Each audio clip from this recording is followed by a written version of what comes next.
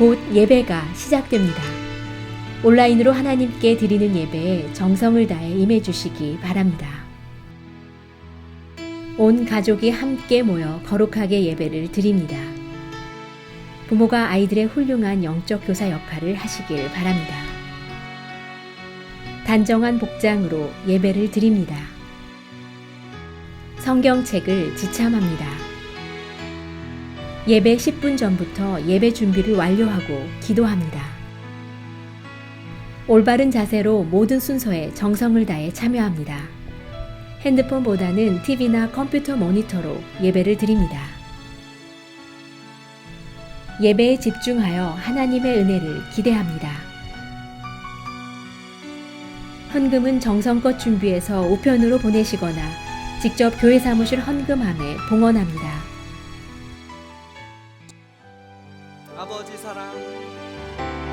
아버지 사랑 내가 노래해. 아버지 은혜 내가 노래해.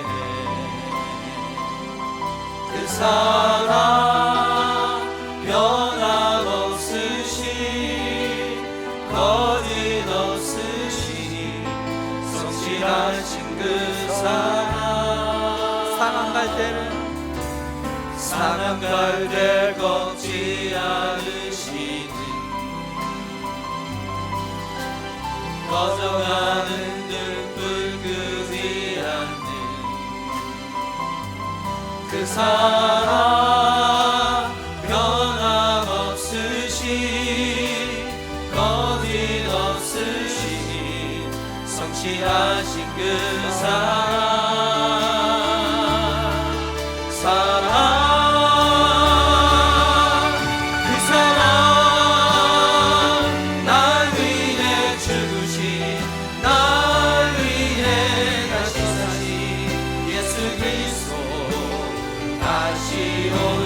그 사랑 지금도 생명도 천사로 하늘의 어떤 곳에도 끊을 수 없는 영원한 그 사랑. 네, 한 번 더 찬양합시다. 아버지 사랑, 아버지 사랑 내가 노래해. 아버지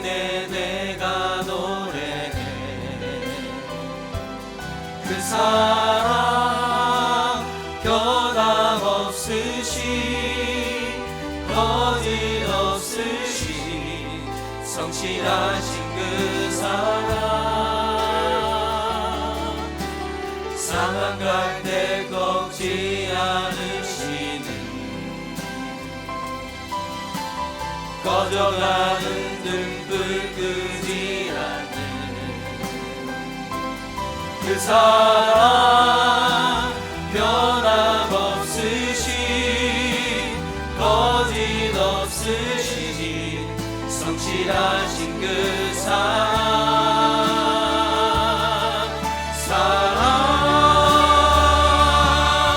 그 사랑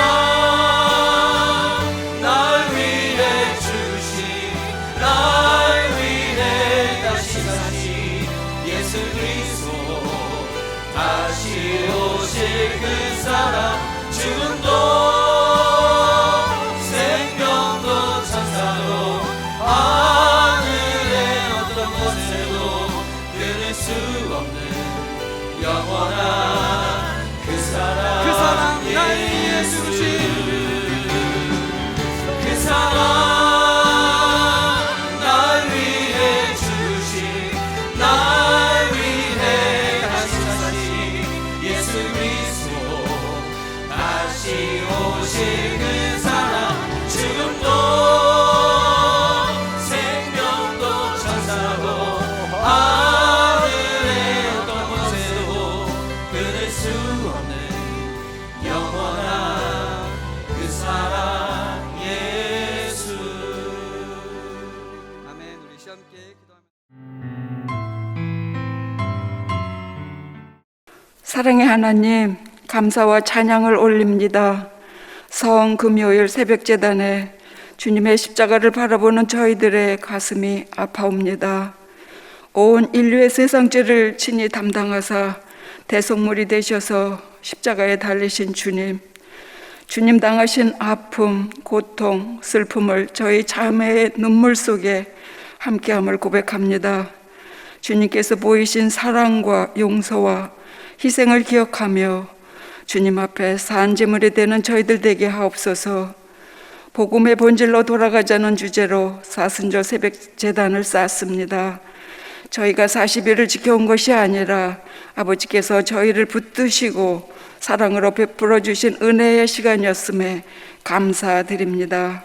세상은 아직도 혼돈하고 어둡고 거칠지만 새벽에 주신 말씀들이 우리의 발에 등이 되고 가는 길에 빛이 되어 세상을 향한 발걸음을 내딛습니다. 주님, 세상을 이기며 살아가게 하옵소서. 몸된 재단에 많은 계획들이 있습니다. 성령께서 간섭하시고 도우시기를 소원합니다. 한 영혼을 주님께 열방의 복음을 전하고자 합니다. 특별히 올해 2021 세계 선교대회를 위해 한 마음으로 기도하며 준비합니다. 코로나19으로 더욱 어려워진 해외 선교사님들을 모시고 그 땅들에 이루신 주님의 사역을 감사하며 선교사님들에게는 쉼과 위로를 드리고 저에게는 선교의 지경이 넓혀지는 은혜가 있기를 기도합니다. 새로운 직분자들을 주님 재단의 일꾼으로 세우심에 감사드립니다. 사랑과 겸손으로 섬기게 하시고 지혜와 충성함과 순종함으로 헌신하여 교회를 세워가게 하시며 믿음의 분량이 자라고 직분에 합당한 삶으로 주님을 기쁘시게 하는 새 직분자 모두가 되도록 축복하옵소서. 사랑의 주님, 오랜 코로나 팬데믹으로 흐트러지고 기울어진 삶의 흔적들을 지워가며 새로움의 일상으로 회복되기를 원합니다.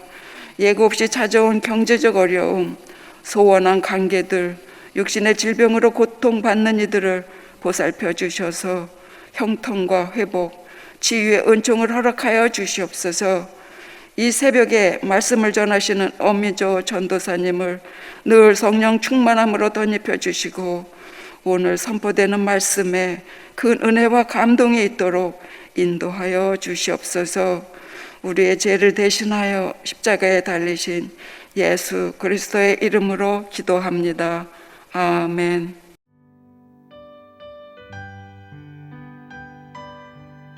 오늘 우리에게 주시는 하나님의 말씀은 마가복음 15장 33절부터 39절입니다. 함께 봉독하시겠습니다. 제6시가 되매 온 땅에 어둠이 임하여 제9시까지 계속하더니 제9시에 예수께서 크게 소리 지르시되 엘리 엘리 라마 사박다니 하시니 이를 번역하면 나의 하나님 어찌하여 나를 버리셨나이까 하는 뜻이라. 곁에 섰던 자 중 어떤 이들이 듣고 이르되 보라 엘리야를 부른다 하고 한 사람이 달려가서 해면에 신 포도주를 적시어 갈대에 꿰어 마시게 하고 이르되 가만두라 엘리야가 와서 그를 내려주나 보자 하더라. 예수께서 큰 소리를 지르시고 숨지시니라. 이에 성소 휘장이 위로부터 아래까지 찢어져 둘이 되니라. 예수를 향하여 섰던 백부장이 그렇게 숨지심을 보고 이르되 이 사람은 진실로 하나님의 아들이었도다 하더라. 아멘. 오늘은 마가복음 15장 33절에서 39절의 말씀입니다. 오늘 본문에는 십자가에 달리신 예수님의 말로 닿을 수 없는 고통의 순간이 기록되어 있습니다. 그래서 오늘 일자 생명의 삶 묵상 에세이에 보면은 세상에서 가장 귀한 고난이라는 표현을 했더라고요.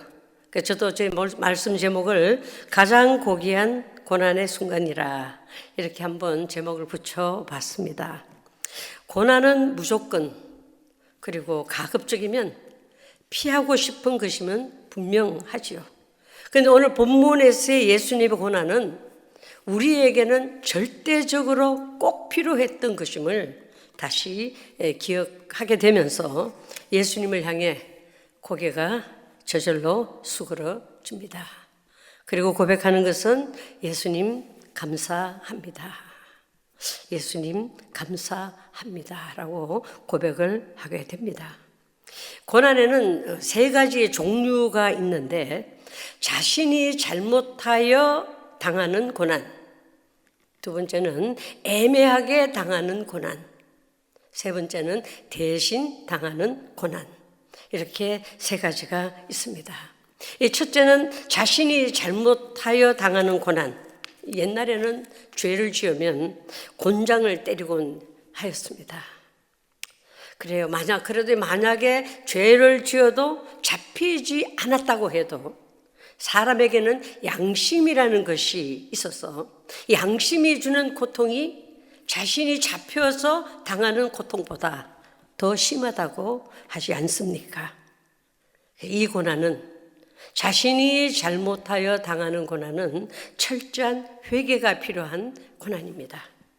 두 번째, 애매하게 당하는 고난. 그렇죠? 자신이 잘못하지 않았는데 누군가에 의해서 고난을 당한다면 참 억울하죠.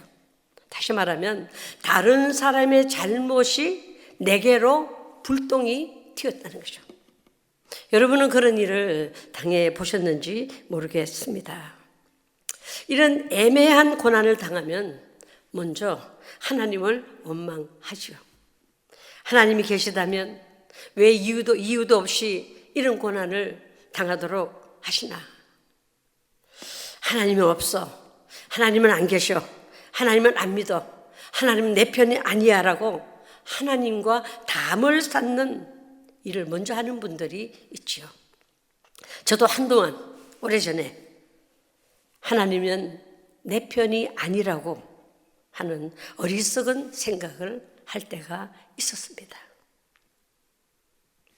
여러분은 어떠신지요?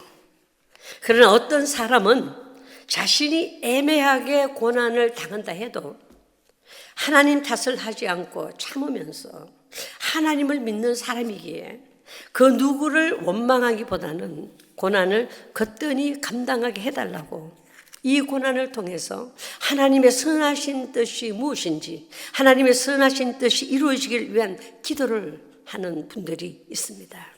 하나님께서는 이런 사람을 아름답게 여기시고 계시지요. 우리가 자신이 잘못하여 당하는 그 고난에서 이제는 애매하게 당하는 고난, 두 번째였습니다. 셋째는 대신 당하는 고난입니다. 누군가가 잘못하였고 잘못한 그 사람이 책임을 져야 하는데 대신 짊어져야만 되는 필연적인 고난, 필연적인 경우가 있는 거죠. 그건 오늘 본문에서 나오는 예수 그리스도께서 당하신 고난입니다. 부하의 실수를 꾸짖거나 징계하는 대신 감싸 안는 상사의 마음, 자식의 잘못에 대한 책임을 지는 부모, 소외되고 연약한 자가 겪는 아픔의 자리로 내려가서 그들과 함께 아픔을 함께 나누는 사람. 어떤 면에서 이런 경우 세상에서는 바보다 어리석은 사람으로 보일지는 몰라도 사실은 이런 사람은 놀라운 승리를 얻게 되는 상사요, 부모요, 이웃이 되는 가장 고귀한 고난의 승리자들인 것을 우리는 기억해야 할 것입니다. 오늘 말씀을 통해 생각해 볼 것은 세 가지가 있는데요. 첫 번째는 예수님의 십자가에서 그 고통의 부르짖음이 주는 의미를 살펴보고자 합니다. 예수님이 십자가에서 고통에 부르짖는 고통의 소리, 엘리 엘리 라마 사박다니, 나의 하나님 어찌하여 나를 버리셨나이까? 이 외침은 대신 당하는 고난입니다. 오늘 아침 눈을 감고 그 소리를 다시 한번 들어볼 수 있기를 간절히 소원합니다. 엘리 엘리 라마 사박다니, 나의 하나님 어찌하여 나를 버리시나이까? 이 절규의 외침은 예수님께 찾아온 육체적, 정신적 고통보다 더 힘든 영적인 고통, 다시 말해서 하나님 아버지께 버림을 받았다는 아픔의 절규입니다. 그리고 그 절규의 외침 속에서도 우리가 또 볼 수 있는 것은 메시아의 사명을 잊지 않으셨음이 그대로 담겨 있는 것을 보게 되지요. 본문 33절에 보면은 제6시로부터 온 땅이 어둠에 임하여서 제9시까지 계속되더니라고 했습니다. 요즘 시간으로는 낮 12시부터 낮 3시까지이지요. 한창 밝을 시간인데 온 땅에 어둠이 임했다고 합니다. 정오에 한창 밝을 시간에 어두움이 임했다는 것은 예수님의 빛이 꺼져가고 있다는 것을 말해주고 있지요. 여러분, 아무리 하나님의 아들이라 해도 십자가 죽음은 쉬운 일이 아니거든요. 완전한 인성을 소유한 예수님은 십자가 위에서 극심한 통증을 느끼며 괴로워하십니다. 게다가 대신 짊어져야 하는 죄에 대한 철저한 심판 때문에 하나님과의 관계가 단절되는 극한 상황을 겪으시면서 예수님은 고통스러운 나머지 하나님께 어찌하여 나를 버리시나이까, 어찌하여 나를 버리셨나이까 라고 부르시는 것입니다. 십자가에서 죽게 되는 것은 피를 흘려서 많이 죽는 것이 아니라고 하네요. 크게 소리 질렀다는 얘기가 오늘 본문에 이제 2번 나오는데요. 십자가에서의 몸의 무게를 양팔과 다리에 박힌 그 못에 지탱하다 보면 사람이 숨을 쉴 수가 없다고 합니다. 우리는 안 당해봐서 모르시오. 게다가 못과 가시가 박힌 그 채찍으로 맞아서 온몸에 뼈만 남기고 근육과 살점들이 다 찢겨나가는 그 상태, 근육들이 다 상해서 몸을 제대로 움직일 수 없게 된다고 합니다. 그래요. 그런 통증과 함께 숨쉬기 힘들 때에 한마디 한마디 하시는 말씀이 나의 하나님, 나의 하나님, 어찌하여 나를 버리시나이까 였다는 것입니다. 그것은 본인의 아픔도 아픔이겠지만 그것보다 아버지와 분리되는 그 고통의 소리에 더 가까웠지 않았을까라는 생각을 하게 됩니다.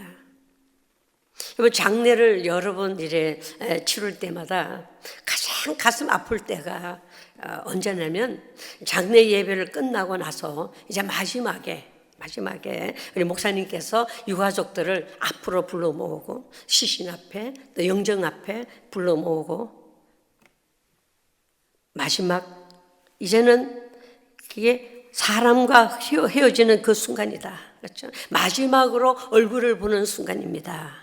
마지막 인사를 하시지요 라고 하십니다.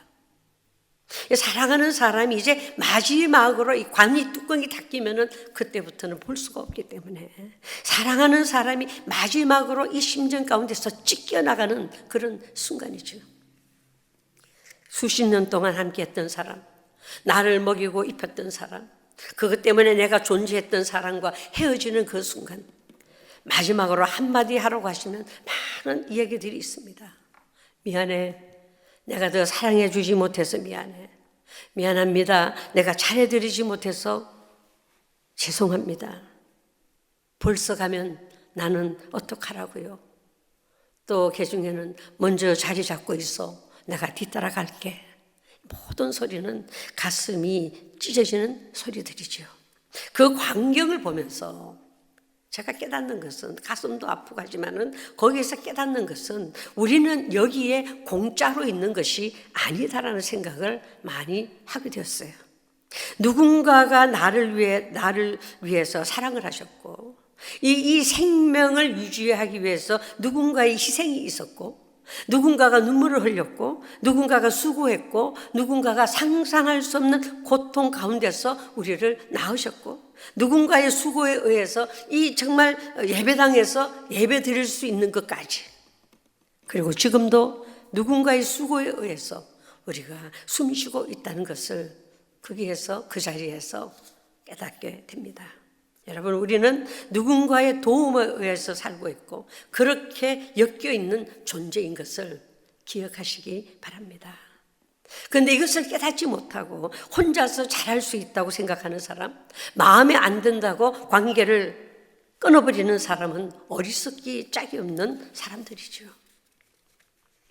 그런데 그 가운데 가장 우리가 많은 그 관계들 가운데 가장 깊은 관계는 나를 만드신 하나님과의 관계라는 것은 정말 중요한 사실입니다. 피조분인 인간이 하나님을 잃게 될 때 모든 것을 잃게 되는 것이잖아요. 예수님께서는 자신이 가장 사랑했던 아버지의 관계가 끊어지는 것도 있지만 하나님을 그 순간에 잃어버린다는 순간이기도 했던 것입니다. 여러분, 성경에서의 죽음은 하나님과의 관계가 끊어진 상태라고 여러 군데서 우리에게 말해주고 있습니다.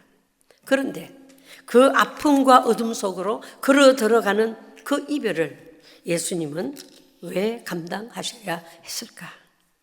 그것은 우리가 그냥 너무나 입에서 쉽게 나오는 대답이지요. 그것은 바로 우리의 죄 때문입니다라고 우리가 다 알고 있는 상식입니다. 그러나 하나님과 우리들의 관계를 다시 이어주어주는 십자가의 사건은 어떤 값으로도 매길 수 없는 하나님의 사랑이라는 사실은 잊지 말았으면 합니다. 오늘은 성금요일입니다. 아직도 내 가운데 있는 죄성을 그대로 간직한 채 예수님의 죽음을 바라본다면 예수님의 죽음을 아무 의미 없는 것으로 만들어버리는 또 다른 죄를 짓게 됨을 깨달아야 합니다. 그래서 우리는 고백해야 하는 거죠. 나 행한 것 죄뿐이니 주 예수께 비옵기는 나의 몸과 나의 마음을 깨끗하게 하옵소서. 어떻게 해요? 물 가지고 날 씻든지 불 가지고 태우든지 내 안과 바 다 닦으사 내 모든 죄 멸하소서. 그렇죠? 물 가지고 날 씻든지 불 가지고 태우든지 내 안과 바 다 닦으사 내 모든 죄 멸하소서. 구원은 그저 값없는 선물이 아니라 값조차 매길 수 없는 고귀한 예수님의 생명이 희생된 대가임을 다시 한번 기억하시기를 바랍니다. 오늘 본문의 내용 속에는 예수님의 고통과 절규가 무엇 때문인지 알지 못하는 사람이 있는가 하면 무엇이라도 좀 주님의 고통을 조금이라도 덜어주려고 노력하는 사람들이 있었고요. 또 어떤 이들은 예수님을 조롱하는 무리들이 있었습니다. 만약에 우리가 그 자리에 있었다면 나는 어느 부류에 속해 있었을까? 오늘 아침 깊이 그 대목을 놓고 묵상해 볼 수 있기를 간절히 소원합니다. 두 번째, 찢어진 휘장이 주는 의미입니다. 37절, 38절을 보면은 예수님께서 큰 소리를 지르시고 숨질 때에 무슨 일이 일어났다고 했습니까? 성소의 휘장이 위에서 아래로 찢어져서 둘이 되었다. 휘장은 지성소와 성소를 나누었던 장막으로 대제사장이 1년에 한 번씩 속죄일에 대속의 피를 가지고 들어갈 수 있는데 그 성소 휘장이 찢어진 것입니다. 하지만 이 휘장은 찢어서 둘이 되었지만 놀라운 사실은 지성소와 성소는 하나 되었다는 사실입니다. 이로써 모든 성도가 하나님께 직접 나아갈 수 있게 되었다는 의미를 우리에게 주고 있지요. 이처럼 예수님의 십자가의 사건으로 인해서 중간에 막힌 담을 허시고 둘을 하나 되게 만드셨던 것입니다. 여러분, 휘장이 아래에서 위로 찢어진 것이 아니라 아래에서 위로 쫙 찢어진 것이 아니라 위에서 아래로 찢어졌다는 또 다른 의미는 이 휘장을 거두신 분이 바로 하나님이셨음을 말하고 있는 것이죠. 이때 아버지의 심령은 어떠하셨을까요? 한쪽에는 인류 구원이라는 큰 대사를 이루시기 위해 당신의 독생자 아들을 희생해야 했지만, 또 한쪽에는 모든 인류를 대속함의 은총을 받게 하는 순간, 이 두 가지 감정을 하나로 묶으시는 하나님의 심정을 헤아릴 수 있습니다. 이번 크리스찬 위클리 신문에 보니까 이번 주에 나온 신문인 것 같아요. 기독교 신앙을 떠받들고 있는 4개의 기둥이 있다고 말을 하고 있어요. 첫 번째는 하나님께서 천지를 말씀으로 창조하셨다는 창조의 신앙. 두 번째는 예수 그리스도께서 우리를 구속해 주셨다는 구속의 신앙. 세 번째는 예수 그리스도를 죽음에서 다시 살려내셨다는 부활의 신앙. 그리고 부활 후에 하나님의 나라로 성전하셨던 예수님께서 심판주로 이 세상에 다시 오실 재림의 신앙. 이렇게 4가지 축을 이루고 있다고 합니다. 그 축을 보면서 오늘 본문을 통해 우리는 지금 구속의 신앙의 순간을 경험하고 있는 것이죠. 바라기는 구속의 신앙이 부활의 신앙, 재림의 신앙으로 이어지는 축복이 있기를 간절히 소원합니다. 우리가 믿는 예수 그리스도, 이 십자가 사건은 우리의 죄책감을 없애주시는 정도의 사건이 아니라는 것이죠. 십자가의 비밀, 즉 대속함의 은총을 경험한 사람들은 인생을 세상의 법칙에 따라 살 수가 없음을 말해주고 있습니다. 세 번째로 백부장의 고백을 통해서 우리에게 주는 메시지는 무엇입니까? 예수님이 큰 소리를 지르시며 숨지실 때에 성소위장이 위에서 아래 찢어지는 것을 지켜보고 있던 한 백부장이 뭐라고 고백했나요? 이 사람은 진실로 하나님의 아들이었다. 이 사람은 진실로 하나님의 아들이었다 했습니다. 백부장의 그러한 고백은요, 이방인으로서는 기대할 수 없는 고백임을 우리는 알아야 합니다. 바로 전까지 예수님을 십자가에 못 박고 유대인의 왕이라고 함께 조롱했던 백부장이 로마 병사들 앞에서 이 고백을 하였다는 것은 예수님의 죽으심을 보고 영적 깨달음을 얻었다는 증거입니다. 이처럼 예수님은 백부장에 일어난 그러한 깨달음과 변화가 우리를 통해서 계속 이 땅에서 일어나기를 기대하고 있음을 믿습니다. 그 일에 여러분과 제가 부름을 받았다는 사실도 믿으시기 바랍니다. 우리 하나님께서는 구원의 문제에 있어서는 우리 인간들이 생각할 수 없는 모든 생각할 수 있는 그 모든 조건들을 다 배제하셨다. 단 한 가지, 예수님이라는 단 한 가지 조건만을 내세우셨다는 사실을 기억하시기 바랍니다. 영접하는 자, 곧 그 이름을 믿는 자에게는 하나님의 자녀가 되는 권세를 주셨으니, 구원받는 하나님의 자녀가 되는 특권의 자격을 예수님의 이름을 부르는 자로 제한하셨다는 사실을 믿으시기 바랍니다. 그리고 이제 많이 불렀지요. 주의 이름을 부르는 자는 구원을 얻으리로다. 주의 이름을 부르는 자는 구원을 얻으리로다. 그렇죠? 오 주 예수, 오 주 예수, 할렐루야, 구원됐네. 어느 전쟁 중에 한 통신병이 아주 중요한 연락 사항을 전하는 일을 맡았답니다. 그런데 어느 날 갑자기 모든 통신 수단이 두절되어서 전달할 수 없는 상황에 처하게 되었는데, 그 상황을 다시 한번 조사를 해보니까 단 한 가지 방법은 끊어진 전선을 연결하는 방법밖에 없었다고 합니다.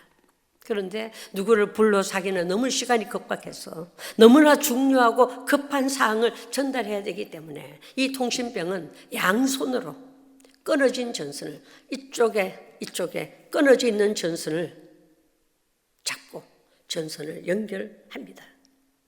전선을 연결하여 마지막 메시지를 자기 아군 지원 부대로 그 메시지를 전달하고, 본인은 그 자리에서 생명을 마쳤다고 합니다. 이것은 우리와 하나님과의 관계에서 일어난 사건과 똑같은 것이지요. 우리가 하나님과 원수 되었을 때에, 하나님 우리가 아직 연약할 때에, 우리가 아직 죄인 되었을 때에 그리스도께서는 한 손으로는 하나님을 잡으시고 다른 한 손으로는 우리를 붙잡아서 그 가운데서 온갖 고난과 수모를 겪으시면서 우리와 하나님과의 관계의 소통의 길을 열어주셨다는 사실, 그로 말미암아 우리를 완전한 하나님의 자녀가 되게 하셨습니다. 죄사함의 은총을 입게 하셨습니다. 그리스도 안에서 굳건한 믿음의 사람으로 서게 하셨음을 믿으시기 바랍니다. 지금도 예수님께서는 한 손에는 우리를 잡으시고 한 손에는 아버지를 잡으시고 그 관계를 이어가기에, 당신의 생명, 그 관계를 이어가기 위해서 엘리 엘리 라마 사박다니, 하나님이여 하나님이여 어찌 나를 버리시나이까.